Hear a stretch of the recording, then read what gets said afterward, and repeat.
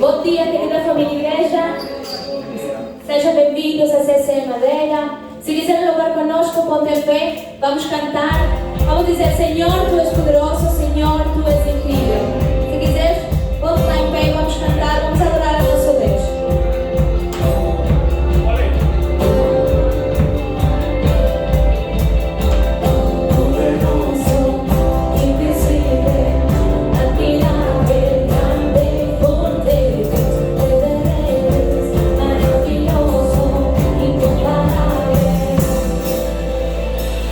Tu és incrível.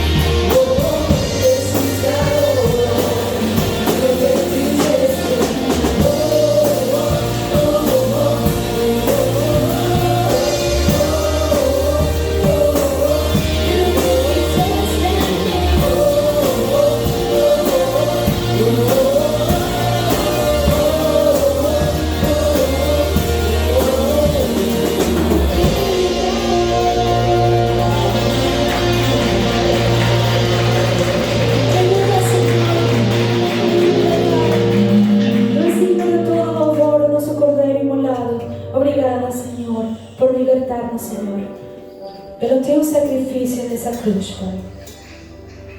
Porque Tu és o nosso universo, Senhor. Porque tudo que está para Ti foi feito para Ti. Tudo é para Ti, Senhor. E Tu és tudo para nós.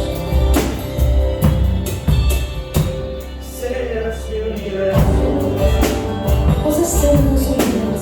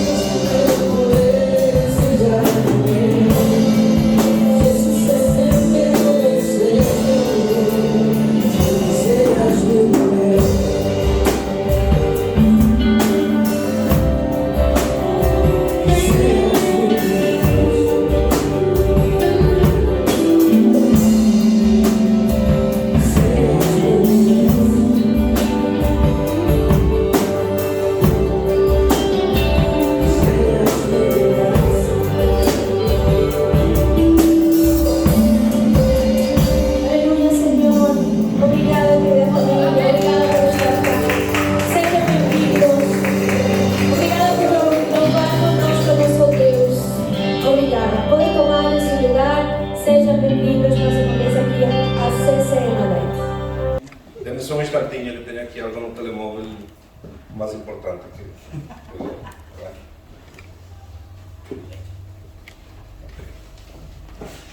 pronto. Hoje vamos dar início a uma nova série que chama-se Inteligência Artificial versus Inteligência Espiritual. O que eu estava a fazer com o telemóvel agora era uma piada, não? Porque realmente quando tu tens que ficar aqui a dar uma palestra, não há nada mais importante do que, primeiramente, exaltar ou glorificar o nome de Deus. E, em segundo lugar, as pessoas que estão aqui a olhar.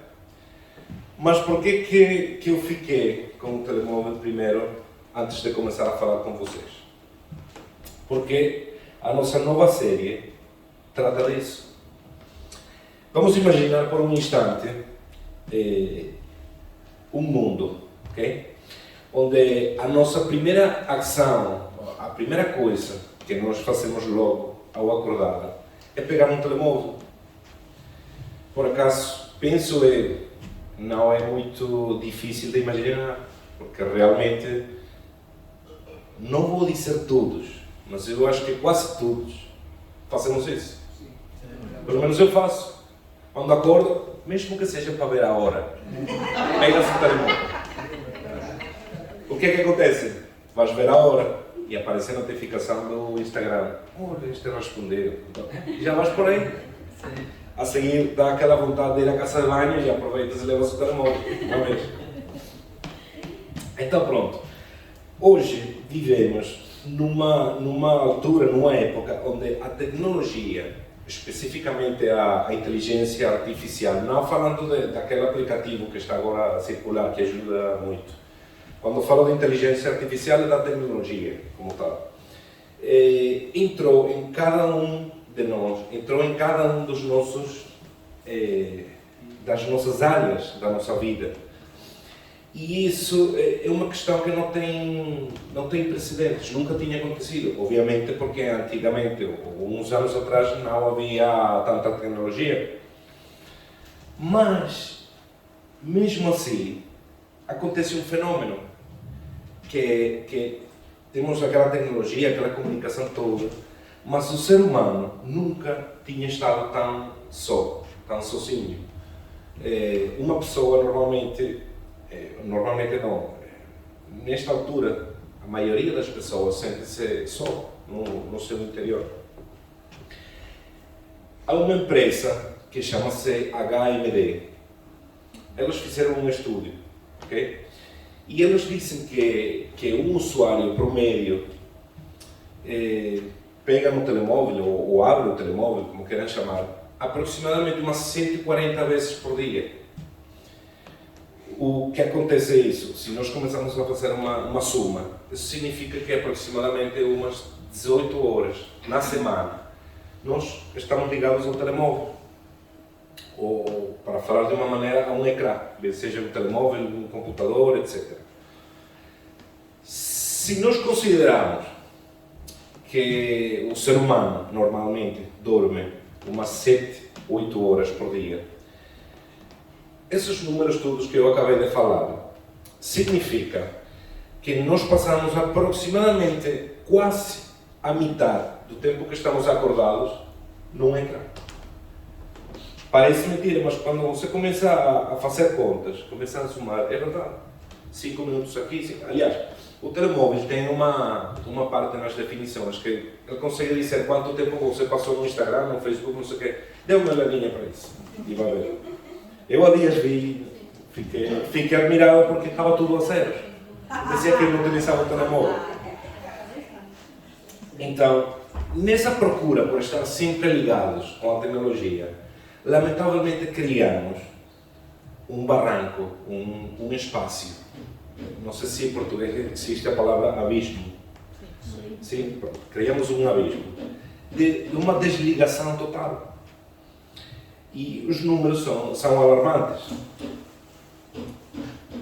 Aproximadamente 1 de cada 4 pessoas no mundo está a se sentir só atualmente. É uma epidemia global que já até foi anunciada pela Organização Mundial da Saúde.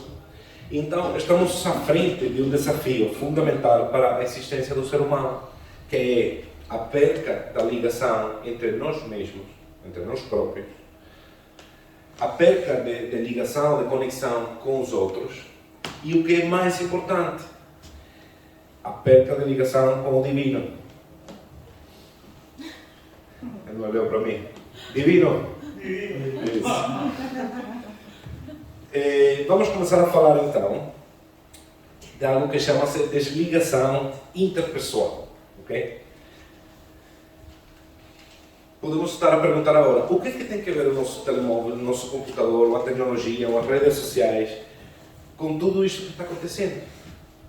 Então temos uma senhora que ela chama-se Catherine Price, como se diria em inglês, Catherine Price, ok? Ela é uma reportera, sim, e é autora de muitos livros, ok? Ela escreveu um livro que chama-se Como Largar o Telemóvel. É um manual de desintoxicação. Mas por quê? Por que ela criou isso? Ela aconteceu uma experiência. Nasceu uma pequenina dela e ela tinha ela no seu colo, estava a amamentar. E enquanto ela fazia isso, ela estava com o telemóvel. Normal. Olha, passar o tempo, não pode passar o dia todo aí. E num instante ela largou o telemóvel e começou a olhar para a sua filha. E ela reparou que todo esse tempo que ela estava com o telemóvel nas redes sociais, o que estava fazendo, a pequena estava só olhando para ela. E foi nesse instante que ela disse, uau. Ela disse que foi um trauma para ela. Porque ela disse que não era o tipo de relacionamento que ela queria ter com outros seres humanos. Ainda menos com a sua filha. Que é um momento tão íntimo que é entre a mãe e a pequena, e ela estava simplesmente com o telemóvel. E então essa foi a primeira vez que ela pensou, aqui há alguma coisa que não está a correr bem. E então os números nos indicam que a utilização excessiva dos telemóveis nos está isolando cada vez mais do resto do mundo. É controversial porque ficamos isolados, mas também ficamos comunicados. A maioria dos que estamos aqui somos de América, porque estou a ver. Não, temos um de Nepal. E então, claro, a tecnologia ajuda a falar com os nossos seres queridos que estão em América. Eu, por exemplo, tenho 7 anos que não vejo a minha mãe e eu consigo falar com a minha mãe graças à tecnologia. Também não é tudo mal. O problema é o uso excessivo disto. Digamos que as interações online, através das redes sociais e aplicações de mensagem e isso tudo, o que está a acontecer com isso é que estão a criar uns relacionamentos superficiais, de mentira, por assim dizer.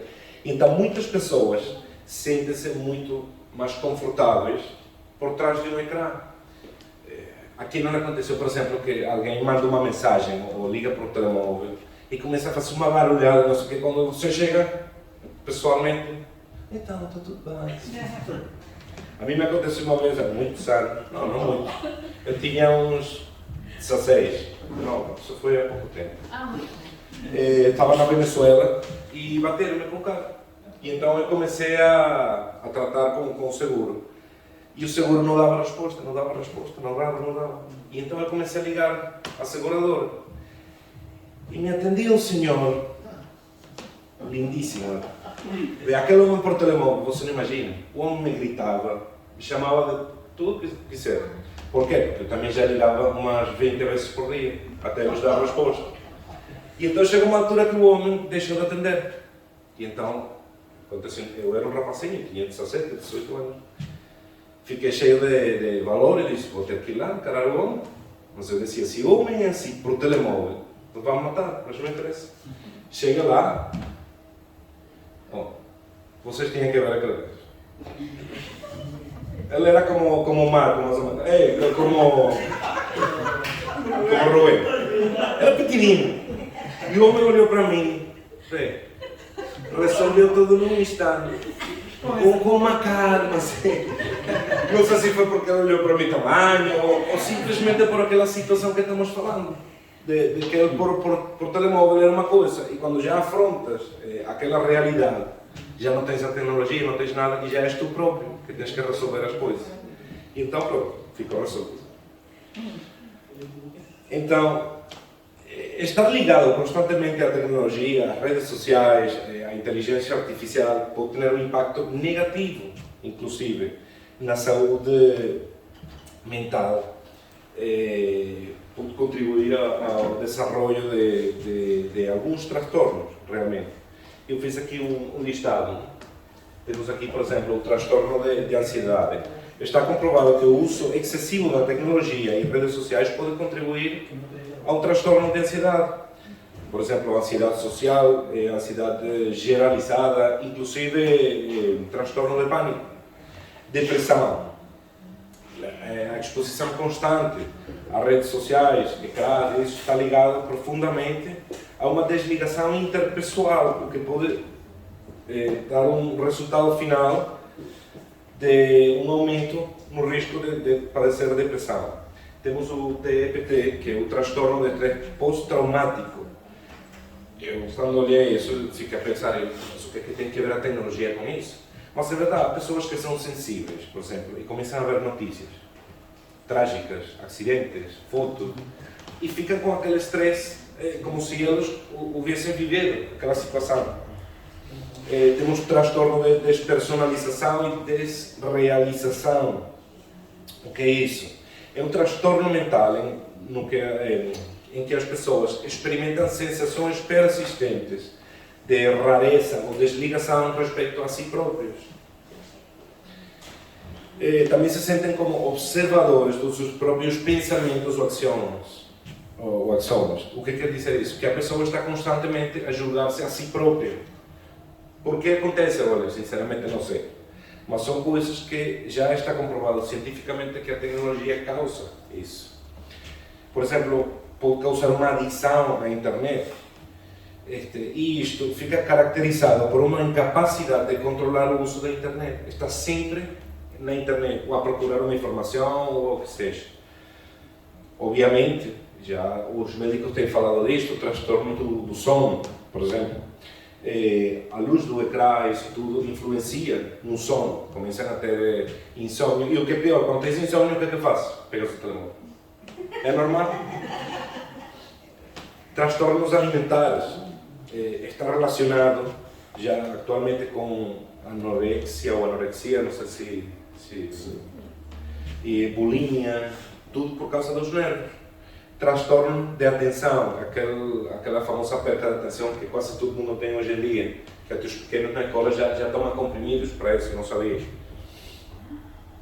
Então pronto, está relacionado com muita coisa que...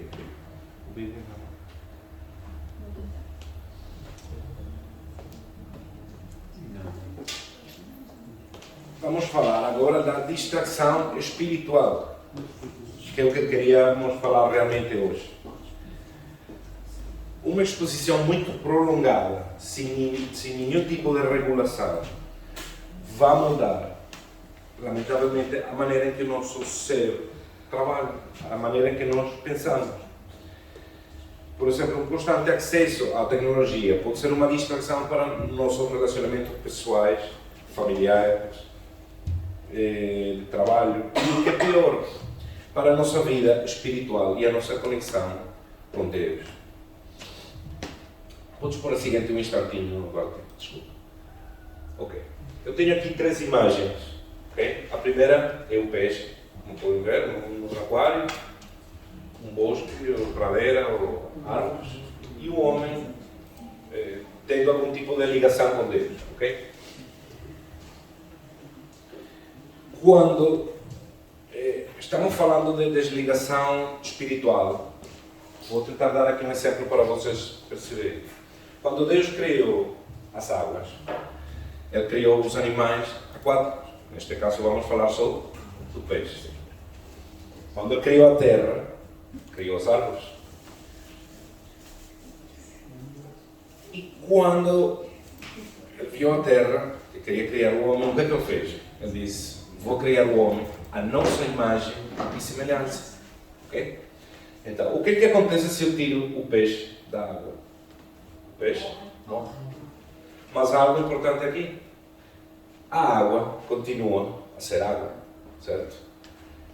Se eu tiro uma árvore da terra, o que é que acontece com a árvore? Bom, mas o que é que acontece com a terra? Continua a ser terra. O que é que acontece se nós desligamos a nossa conexão com Deus? Lamentavelmente, espiritualmente, morremos. Mas Deus continua a ser Deus, sempre. Com ou sem nós. Somos nós que temos que manter aquela ligação espiritual. E não estamos falando da religião, não estamos falando nada. Deus quer um relacionamento contigo. Só isso. Então, devemos estabelecer limites no uso da tecnologia e então dedicar tempo, regularmente, a cultivar um bom relacionamento com pessoas e com Deus. Isto é muito importante. Eu vou dar um exemplo na Bíblia. Não tenho aqui a cita, o livro da Bíblia. Mas é aquela história famosa daquele homem que não podia caminhar. Que Jesus estava falando dentro de uma casa e havia um buraco no teto. Eu acho que quase todos conhecemos isso. Então, por que é bom fazer bons amigos, bons relacionamentos? Quem conseguiu meter aquele homem dentro da casa onde Jesus estava falando? Os seus amigos.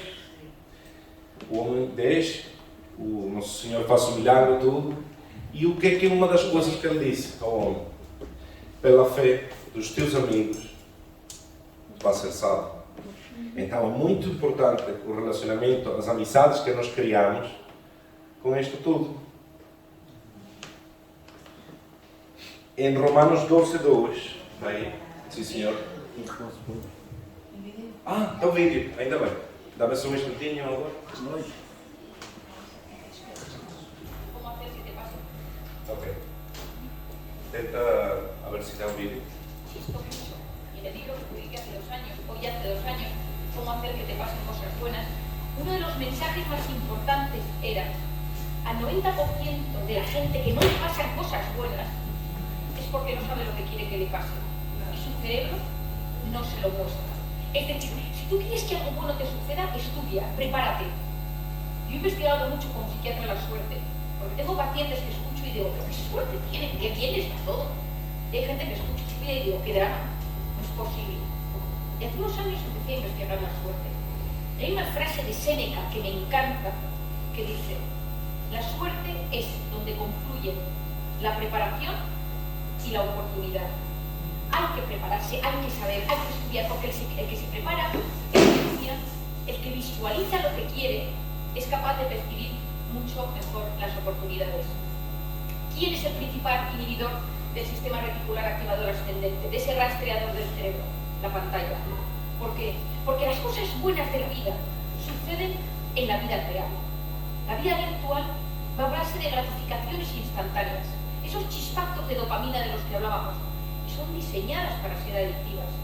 A mí me impresiona profundamente cuando tú lees una entrevista a Steve Jobs antes de morir y te cuenta que que en su casa nunca hubo un iPad y que no dejó que sus hijos usaran el iPad. Cuando te enteras que el director de la revista Wired, que es la revista más importante a nivel tecnológico que hay en Estados Unidos, una de las más importantes, no deja que sus hijos tengan el iPad en casa.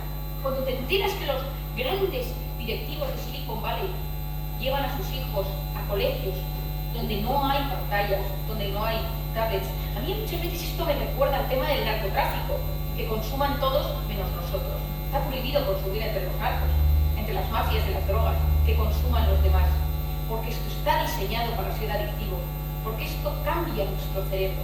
¿Y cómo lo modifica? Lo modifica de varias maneras. Tenemos que entender que nos encontramos en un momento de la historia, como hablábamos hace unos minutos, donde estamos en la era del exceso de información y de la falta de formación.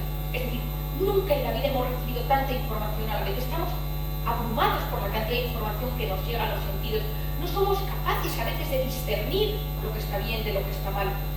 Yo llevo mucho tiempo diciendo que hay que educar a las nuevas generaciones en tener la capacidad de filtrar lo que es bueno de lo que no es bueno, de estudiar. Hay mucha gente que piensa que es mejor que todo sea digital porque ha sustituido, pero es que hoy en día los estudios dicen que somos una sociedad menos capaz intelectualmente que generaciones anteriores.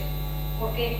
Porque la capacidad intelectual requiere lenguaje, comunicación, memoria, capacidad de interacción con los demás, capacidad de planificar, y Desgraciadamente, la tecnología, si no sabemos utilizarla bien, daña todo aquello que nos hace más humanos.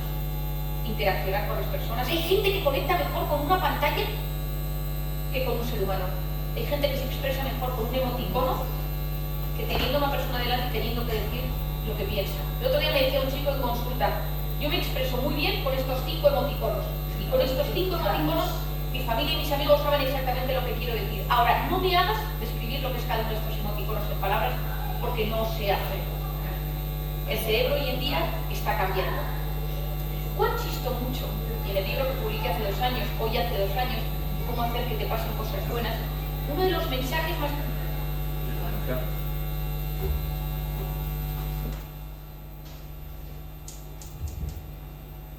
Ok. Falava eu, de algo importante, que era aquela do narcotráfico, não é? E acontece igual com a tecnologia. E hoje em dia, apesar de que temos tanta informação para procurar, para buscar, parece que nós pensamos menos. Antigamente, os carros, quando você compra um carro, tem sempre um manual. Antigamente o manual praticamente explicava até como reparar o motor. Você podia fazer isso. Hoje em dia, o manual é assim, tem 300 e tal páginas. Não disse nada e disse coisas absurdas como lembre-se de não beber o ácido da bateria. E não estou a brincar, procure o manual. Então parece que o nosso pensamento, temos tanta informação, mas está ficando pior. Antes do vídeo, estava falando vou repetir aquela história, estava falando de por que ter bons amigos, não é? Eu tenho os bons amigos que estão por aqui hoje. Estava falando de por que temos que fazer boas amizades, e era aquela história da Bíblia que todos conhecemos, de quando Jesus estava falando dentro de uma casa e tinha um buraco no teto e entrou aquela pessoa paralítica. Como que entrou aquela pessoa? Estávamos falando que era por causa dos amigos. Os amigos pegaram nele com umas cordas e conseguiram fazer que ele entrasse. E quando Jesus faz um milagre, o que é que ele diz? Pela fé dos teus amigos, vai ser salvo.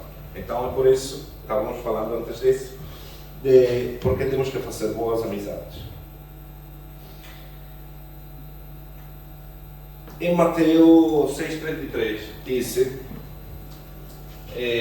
busque, pois, em primeiro lugar o reino de Deus e a sua justiça, e todas essas coisas lhe serão acrescentadas.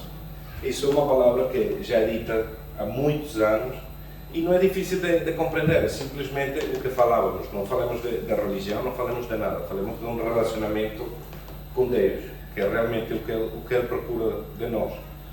E o restante das coisas vão ir chegando. Então, falando da tecnologia toda, o culpado disto tudo não é a inteligência artificial, não é as redes sociais, não é os telemóveis. Os culpados somos nós, que passamos mais tempo ligados a isso do que deveríamos. Então, o que é que podemos fazer para lutar contra este fenômeno? O ideal é tomar ações. Então, se temos muito tempo acostumados a isto, o que é que vamos fazer? Romper aquele molde e fazer coisas muito simples. Ok? Podemos estabelecer limites, por exemplo, fixar horários para o uso da tecnologia. É importante, parece mentira, mas chegou uma altura que eu com a Karina, por exemplo, estávamos no jantar e cada um tinha um telemóvel. Parece uma questão tonta, mas pronto, são coisas que podemos fazer para melhorar isso. Cultivar relacionamentos significativos, o que estávamos falando agora. Tentar fazer realmente amizades boas que valham a pena. Não ficar escondidos atrás de um ecrã, de um telemóvel, como já falávamos no início. Desligar regularmente. Por exemplo, podemos ter, sei lá, imaginem um sábado, olha, hoje não vou utilizar o telemóvel. E desligamos o telemóvel. Parece no início que o mundo vai cair, mas não cai. Eu estava de férias esta semana e desliguei o telemóvel umas horas. Estávamos aqui fazendo isto e o meu chefe, o meu patrão, parecia que o mundo ia cair, mas não caiu e o trabalho continuou e está tudo aí. Então podem fazer isso que não acontece nada. podemos praticar também a atenção completa, que é simplesmente ser conscientes do uso da tecnologia e como isso vai impactar os nossos relacionamentos. Praticar aquela atenção completa para mantermos presentes no momento e nas nossas interações com os outros. É só isso. E, por último, utilizar a tecnologia de maneira consciente. O que falávamos, por exemplo, eu consigo usar a tecnologia para falar com a minha mãe, não tenho outra maneira de ser. Eu procuro muito a tecnologia, por exemplo, para procurar informações que precisamos. Por exemplo, no meu trabalho, antigamente, os carros não precisavam computadores, não precisavam nada. Hoje em dia, é pelo contrário, se tu não tens um computador, não fazes nada. Então, aprendamos a dar aquele uso que devemos dar, o uso consciente da tecnologia para evitar cair em aqueles problemas.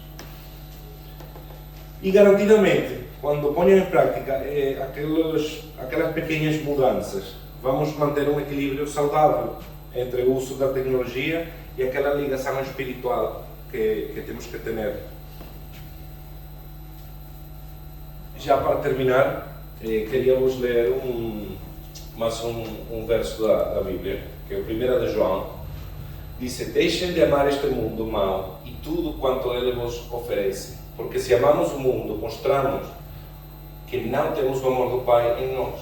Porque tudo isto que existe no mundo, os desejos corruptos da natureza carnal, a sede de ter o que atrai o olhar, assim como o orgulho da posse e do poder, não vem de Deus, mas faz parte da própria vida no mundo. E este mundo passará, com toda a sua corrupção, mas aquele que faz a vontade de Deus permanece para sempre. É só isso.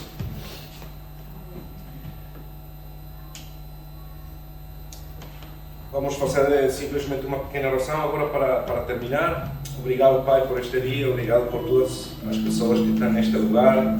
Obrigado por todos aqueles que conseguiram chegar neste dia para partilhar um pouco. Pedimos que ensines as nossas vidas, aos nossos corações, a procurar mais de Ti. A que podamos entender, como falávamos daquele exemplo que se não temos um relacionamento contigo, simplesmente espiritualmente, estamos acabados. Peço que podas encher de paz os corações de todos que estão aqui, aqueles que precisam da Tua paz também, Senhor.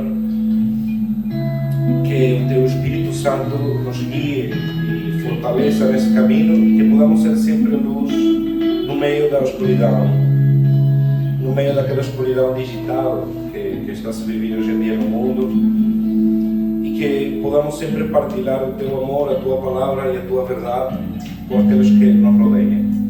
Pedimos isto no nome do Pai, do Filho e do Espírito Santo, Pai. Damos graças por este dia e se quer repetir comigo, pode fazer aí em silêncio, sem problemas. Te pedimos, Pai, que entres a viver no meu coração, que seja Tu a viver no meu coração. Te reconheço como o meu Senhor e o meu Salvador. Que possas escrever o meu nome, Pai, e o nome de todas as pessoas no livro da vida, no livro dos Teus melhores amigos. E te pedimos isto no nome do Pai, do Filho e do Espírito Santo. Amém. Obrigado mais uma vez.